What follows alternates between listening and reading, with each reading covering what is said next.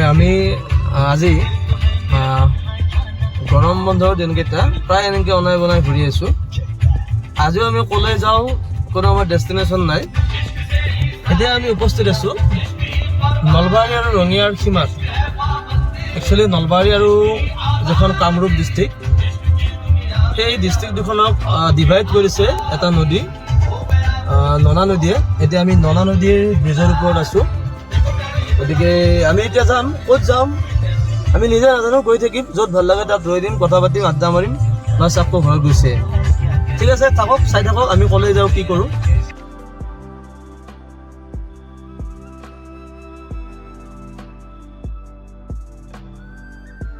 আমি নলবাৰী জিলা পাৰ হয় ৰঙিয়াৰ যিখন নৱোদয়, সেই নৱোদয়খন পালোঁ।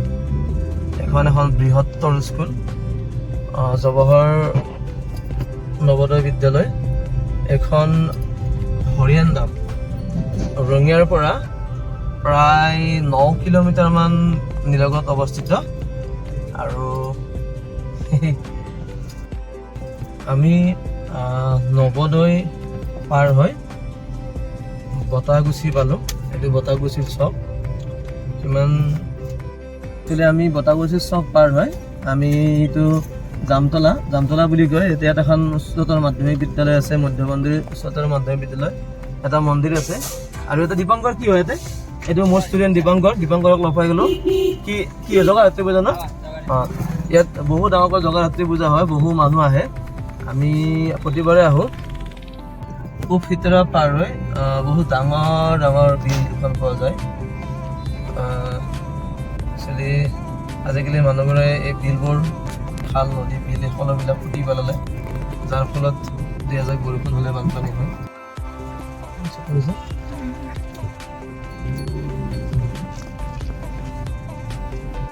মানুহৰ সমাগম হয়। Actually morning walk, evening walk কৰা মানুহবোৰে ভৰি থাকে। আৰু কলেজৰ ছাত্ৰ ছাত্ৰীসকলে আহি কেতিয়াবা ইয়াত আড্ডা মাৰে।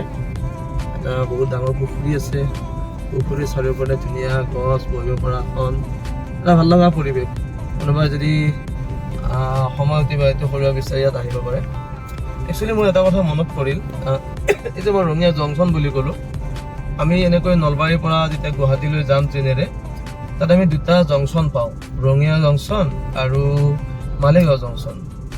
এতিয়া বহুতৰ এটা প্ৰশ্ন হয়, ষ্টেচন আৰু জংচন, ডাঙৰবিলাকক জংচন বুলি কয় নেকি, এনেকুৱা ধৰণৰ কথা হয়।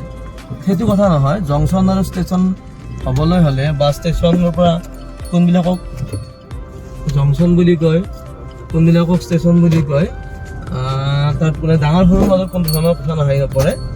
একচুৱেলি জংচন হ'বলৈ হ'লে তাত দুটা ৰেল লাইন লগ লাগিব লাগিব। যেনেকৈ আমাৰ ৰঙিয়াটা জংচন, তাত মানে কি টংলা, গড়েশ্বৰ যাব পৰাকৈ এটা ৰেল লাইন আছে। মালিগাঁও এটা জংচন, সেই মালিগাঁৱৰ পৰা যেনেকৈ ঘগ্ৰাপাৰাৰ পৰা গুৱাহাটী হৈ এনেকৈ মালিগাঁও যাব পাৰি, ঠিক তেনেকৈ মালিগাঁৱত গোৱালপাৰা হৈ এনেকুৱা এটা ৰেল লাইন লগ লাগিছে। এনেকৈ য'ত দুটা ৰেল লাইন লগ লাগে তাক জংচন বুলি কয়। এতিয়া ৰঙিয়া নেশ্যনেল হাইৱে পাৰ হ'ব লাগিব। নেশ্যনেল হাইৱেটো পাৰ হ'বলৈ হ'লে ইয়াত এখন অভাৰব্ৰিজ আছে। সেই অভাৰব্ৰিজখনৰ সুৰংগা আছে। সেই সুৰংগাটোৰে আমি এতিয়া পাৰ হৈ যাম। তেনেকৈ পাৰ হয় যিটো ৰঙিয়া কলেজ ৰোড, সেই ৰঙিয়া কলেজ ৰোডেৰে আমি যাম। এতিয়া ক'ত যাওঁ নিজে নাজানো, আমি গৈ থাকিম আৰু। কলেজ ৰোডত এইটো এটা ৰেল গেট। এই ৰেল গেট যেতিয়া পৰে, ইয়াত ছাত্ৰ ছাত্ৰীৰ এনেকুৱা এটা জাম হয়, ভিৰ হয়, যে পৰীক্ষাৰ সময়ত ছাত্ৰ ছাত্ৰীৰ বহু সমস্যাৰ সন্মুখীন হয়। কেতিয়াবা সময় গুচি যায়, ৰেল আহি নাপায়। গতিকে চৰকাৰে যধে মধে অভাৰব্ৰিজবিলাক বনাই আছে, কিন্তু একচুৱেলি য'ত বনাব লাগে তাত বনোৱা নাই। ইয়াত এখন অভাৰব্ৰিজৰ বহুত বেছি প্ৰয়োজন, আৰু ভাবোঁ সোনকালে চৰকাৰে এইবিলাক দিশত গুৰুত্ব দিব। একচুৱেলি এতিয়া আমি আহি পাম ৰঙিয়া মহাবিদ্যালয়খন। ইয়াত আমি পঢ়িছিলোঁ। ইয়াত 3টা বছৰৰ অযুত অলেখ স্মৃতি আমাৰ লগত জড়িত হৈ আছে। মহাবিদ্যালয়খন দেখিলেই আমাৰ সেই কলেজীয়া দিনবোৰলৈ মনত পৰি যায়। একচুৱেলি এই মহাবিদ্যালয়খনক যেন মহাবিদ্যালয় যেন নালাগে, এখন আশ্ৰম সদৃশ পৰিৱেশ। ইয়াৰ চাৰিওদিশ গছ গছনিৰে ভৰা এটা সুন্দৰ আশ্ৰম সদৃশ পৰিৱেশ ইয়াত আছে। চালে চাই থোৱা এটা পৰিৱেশ। গৰম বন্ধৰ কাৰণে ছাত্ৰ ছাত্ৰীৰ ভিৰ নাই, কিন্তু ইয়াৰ যিটো পৰিৱেশ, ইয়াৰ ভিতৰৰ পিনে গ'লে এনেকুৱা এটা সুন্দৰ পৰিৱেশ দেখা যায় যে তাত গ'লে আহিবৰ মন নাযায়। আৰু বহুত ডাঙৰ কেম্পাছ এটা, আৰু ইয়াত ৰিজাল্ট মানে ক্ৰমান্বয়ে ৰিজাল্ট পাতি বহুত ভাল হ'বলৈ ধৰিছে। এবেলি ৰঙিয়া মহাবিদ্যালয়ৰ পৰা 2023 বৰ্ষত ইকনমিক্সত ফাৰ্ষ্ট ক্লাছ ফাৰ্ষ্ট পাইছে। মই ছাত্ৰীজনৰ নাম পাহৰিলোঁ। আমাৰ বড়ো বিষয়ত ফাৰ্ষ্ট ক্লাছ ছেকেণ্ড পজিশ্যন পাইছে। তেওঁলোকক এজন প্ৰাক্তন ছাত্ৰ হিচাপে আমাৰ তৰফৰ পৰা ধন্যবাদ জ্ঞাপন কৰিছোঁ। ভৱিষ্যত জীৱনৰ শুভেচ্ছা জ্ঞাপন কৰিছোঁ। আমি ৰঙিয়া কলেজ পাৰ হৈ আহি বালিকুচি পালোঁ। একচুৱেলি চিনি নাপাওঁ। এই যিখন মানে গেট আছে, তৰণ আছে, তৰণখনত লিখা আছে, গতিকে আমি বালিকুচি পালোঁ। ইয়াৰ প্ৰায় দুকাষে সুন্দৰ ধাৰণি পথাৰ, মানুহবিলাকে সকলোবিলাক মাটিতে মানে কঠীয়া ৰুলে।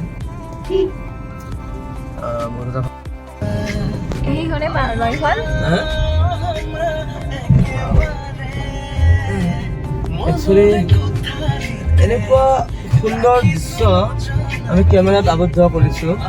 পাহাৰ, তাৰপিছত নীলা আকাশখনৰ মাজে মাজে বগা ডাৱৰ, নীলাৰ মাজত শুকুলা, এই নীলা শুকুলাৰ তলত সেউজীয়া পাহাৰখন, তাৰে এপিনে গৈ দিয়া, তাৰে পাহাৰখনৰ কাষেৰে এটা নদী সুৰেৰে বৈ গৈ আছে। নদীটোৰ কাষে কাষে আমি গৈ আছোঁ, এটা ৰাস্তা, কিবা এটা ভাল লগা পৰিৱেশ।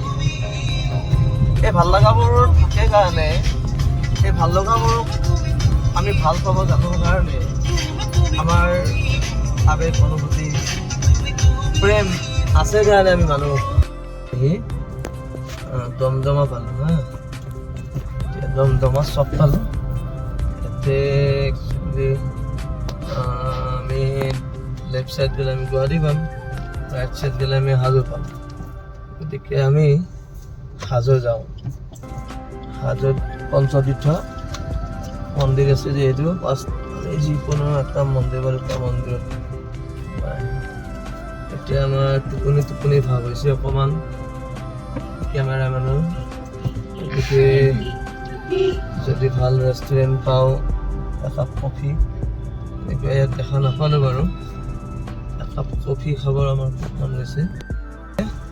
আমি এখন বেনাৰ দেখা পালোঁ যে বনভোজ খোৱা ঠাই এখন, তাৰমানে ইয়াত কেদাৰ মন্দিৰ আদি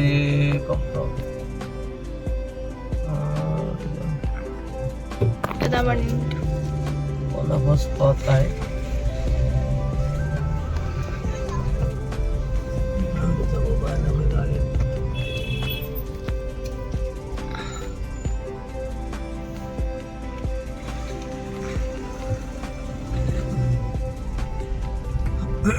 এতিয়া আমি এনেকৈ যাই আছোঁ, এটা পাহাৰীয়া ৰোড। এনেকুৱা ৰাস্তাৰে পিছে গাড়ী চলাই বেয়া নালাগে, ভাল লাগে। আমি এটা সুন্দৰ পৰিৱেশৰ মাজেৰে তেৰাবেকা ৰাস্তাৰে গৈ আছোঁ কেদাৰ মন্দিৰলৈ বুলি। সঁচাকৈ এটা নান্দনিক পৰিৱেশ। য'ত মন্দিৰ মছজিদ থাকে, একচুৱেলি সেই ঠাইখন চালে চকুৰোৱা হয়। তাৰ পৰিৱেশটো এটা ভালদৰে গঢ় লৈ উঠে, আৰু তাৰ যিটো বাতাবৰণ পৰিৱেশ, সেইটো সকলো মানুহকে আকৰ্ষণ কৰে। আমি আহি কেদাৰ মন্দিৰ পালোঁ, আৰু এতিয়া সেই প্ৰতিদিনে ইয়াত ভক্তৰ সমাগম হয়, আৰু আজিও বহু ভক্তৰ সমাগম হৈছে। আৰু মই এবাৰ ইয়াৰ যিটো পৰিৱেশটো এবাৰ দেখুৱাবলৈ চেষ্টা কৰিছোঁ। বৰ সুন্দৰ পৰিৱেশ।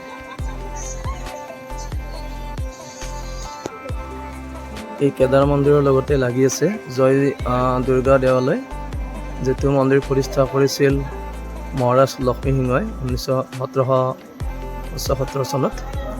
আৰু আমি এতিয়া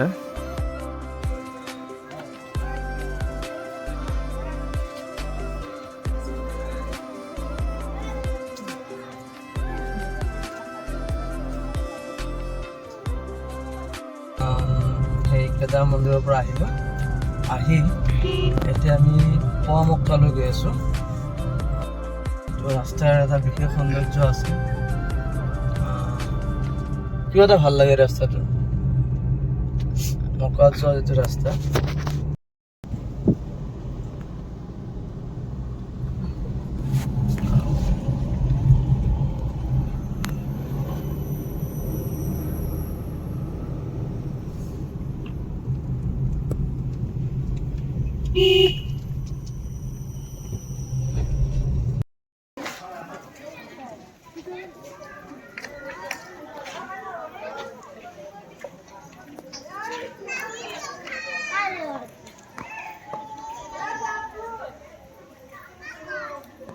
চালে চকুৰা দৃশ্য এটা,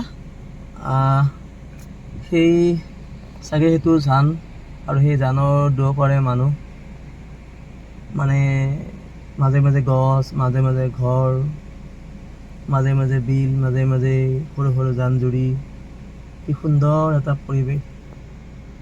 এনেকুৱা লাগিছে যেন গাড়ীখন ইয়াত ৰখাই সেই গাঁওখনৰ মাজলৈ যাম, তাত কিছু সময় কটাম। কিন্তু আমি যিটো ৰাস্তাৰে গৈ আছোঁ সেই ৰাস্তাৰে সেই গাঁওখনলৈ যোৱা পথ নাই। পিছত সময় সুবিধা পালে সেই গাঁওখনলৈ আহিম, মনৰ হেঁপাহবোৰ পূৰা। কেদাৰ দৰ্শন কৰিলোঁ, মক্কাত আহিলোঁ। এতিয়া আমি উভতনি যাত্ৰা ঘৰলৈ বুলি। বাৰু পাখি সোধাই নাই, পাখি কেনেকুৱা লাগিছে তোমাৰ আহি?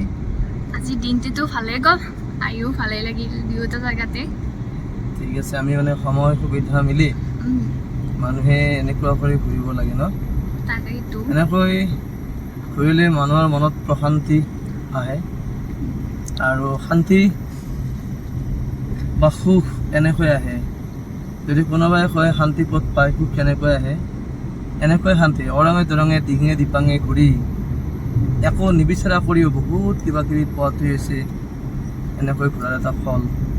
ঠিক আছে, আমি এতিয়া ঘৰলৈ যাত্ৰা কৰোঁ, আৰু আমাৰ ভোক লাগিছে। আমি ভাল ৰেষ্টুৰেণ্ট এখন পালে কিবা খাম, তাৰপিছত আমি আকৌ ঘৰলৈ বুলি যাত্ৰা কৰিম। তেতিয়ালৈ বাই বাই। অ'কে।